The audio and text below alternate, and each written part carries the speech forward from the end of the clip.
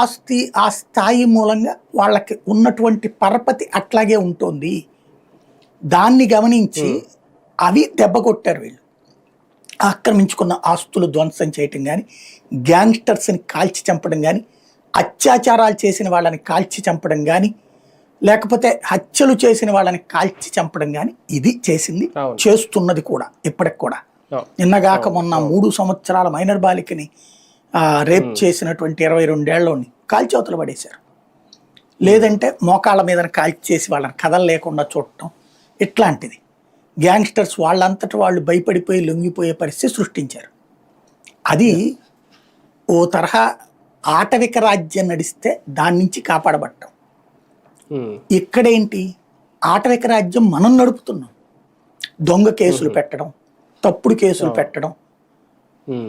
ఇదివరకు రాజశేఖర్ రెడ్డి అప్పుడు ఎన్కౌంటర్ ప్రోగ్రాంలోనో తర్వాత ఎక్కడో ఒక మీటింగ్ సందర్భంగా మాట్లాడుకొచ్చారు అనమాట.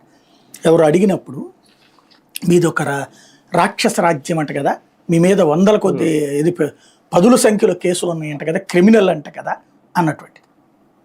అప్పుడు నా కేసులు లిస్ట్ అంతా ఇస్తానబ్బా, నువ్వు చూడు, చంద్రబాబు నాయుడే పెట్టించిన కేసులు ఇవి.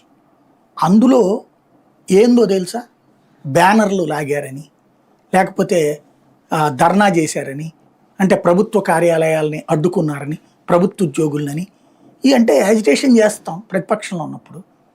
వాటిట్టి కేసులుగా పెట్టి అవన్నీ ఇట్లాగా అటెంప్ట్ టు మర్డర్ అని, లేకపోతే ప్రభుత్వ ఉద్యోగులని నిర్బంధించారని, ఇట్లాంటి కేసు